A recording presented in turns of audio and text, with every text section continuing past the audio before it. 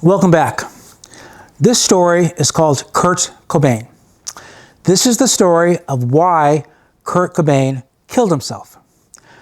The day Kurt Cobain killed himself, I was in Boston.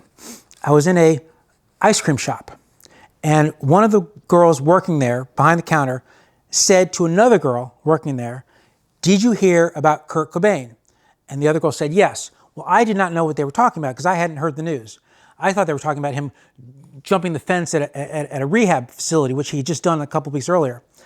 But it turned out it was because he had killed himself.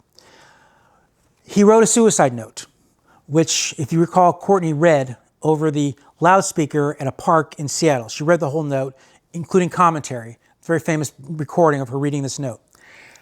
The note was like two or three pages long, handwritten note. At one point, he starts talking about Freddie Mercury and how he respected Freddie Mercury. And I'm like, why is Kurt Cobain talking about Freddie Mercury of all people?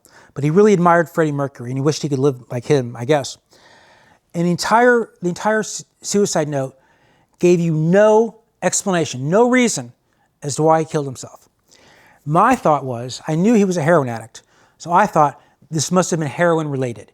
Either he was on a heroin binge or he ran out of heroin and he was feeling, dope sick and felt so bad about himself that he had to kill himself. That was my theory. Later on, I saw an interview, very rare to see an interview with Kurt Cobain. It took place on a ferry, because in Seattle there's a lot of ferries that go around to the islands. So he's outside on a boat, on the deck of a boat, and somebody's interviewing him. Some guy's got a camera and is interviewing Kurt Cobain. And the interviewer says, essentially, how has your life changed now that you are a super rich, famous rock star?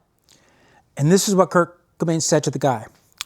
He said, when you're poor, you might have $1 in your pocket, and that may be the only money that you have in the world. You can walk into a thrift store and you can find the coolest belt, that's what he said, belt, the coolest belt you've ever seen in your life, and that belt costs $1. And you give the clerk your $1, you take the belt, and you walk out feeling like $1 million. When you're rich, like me, you can go into the same thrift store and you can buy everything in the store. And you walk out feeling like shit. And I decided that's why he killed himself, because he could not handle being successful. Now, if I were the guy with the camera, what I would have said was, well, Mr. Kurt Cobain, if you want to be poor again, why don't you give me all your money and then you only have $1 left and then you'll be happy. And that's the story of Kurt Cobain. Don't forget to read my book, Broccoli Time by Dante, available now on Amazon Books.